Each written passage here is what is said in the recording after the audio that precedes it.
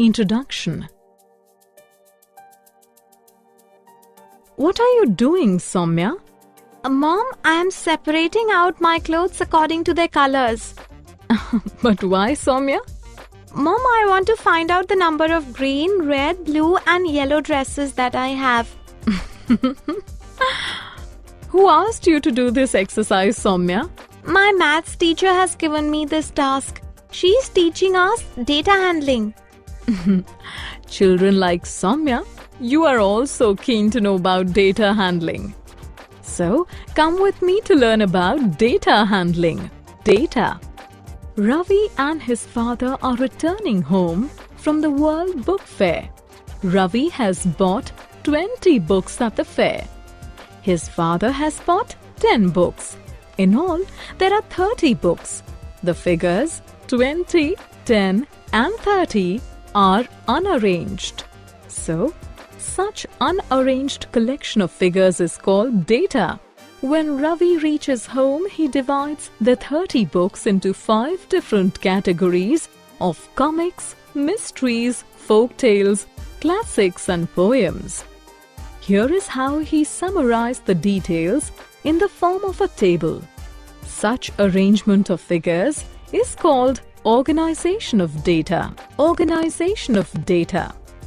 Organized data provides desired information at a glance.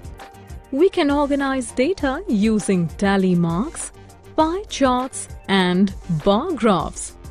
Let us know more about them in detail in our next screens. Tally marks. Now let us organize Ravi's data with the help of tally marks. Make 3 columns: categories, tally marks and number of books. Write down the 5 different categories under categories column. Draw a vertical line against the mysteries category under the tally marks column for the first book in the category. Draw a horizontal line for the next book in the same category. Draw a vertical line for the third book in the category. Draw a horizontal line for the fourth book in the category and complete the rectangle. Represent the 5th mystery book with a line drawn between 2 opposite ends of the rectangle. We repeat the exercise for other categories of books. The end result is a tally marks table, pie charts. A pie chart is a circle divided into sections. Each section represents a particular value. Let us now organize Ravi's data with the help of a pie chart. Here is a circle divided into 30 sections. Each section represents a book.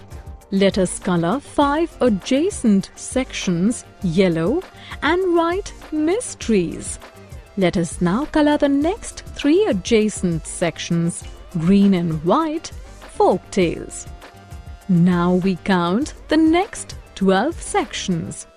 We color them red and write comics. Next we count 8 adjacent sections.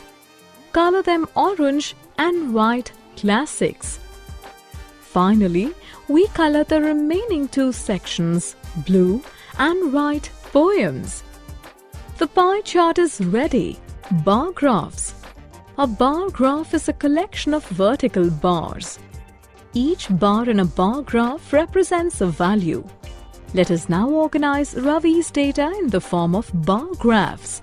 We first draw a bar 5 centimeters tall to represent mysteries. Then we draw a bar 3 centimeters tall to represent folk tales. Next, we draw a bar 12 centimeters tall to represent comics. We now draw a bar 8 centimeters tall for classics. Last, we draw a bar 2 centimeters tall for poems. The bar graph is ready. Family tree. Data related to families are organized with the help of family trees. Ravi lives in a joint family. Let us represent his family with the help of a family tree. The eldest member in the family is Ravi's great-grandfather. Girija Prasad. He has two sons, Hari Shankar and Ravi Shankar. Hari Shankar has two daughters, Rama and Uma. Ravi Shankar has one son, Anil. Rama has a daughter, Vidya, and a son, Vinay, while Uma has a son, Vijay. Anil has a son, Ravi, and a daughter, Richa. The family tree of Ravi's joint family is now complete. Growth charts. Growth charts are used to represent the growth of an object over a period of time. Let us now trace the growth of Ravi over the past 3 years. We represent height vertically and years horizontally.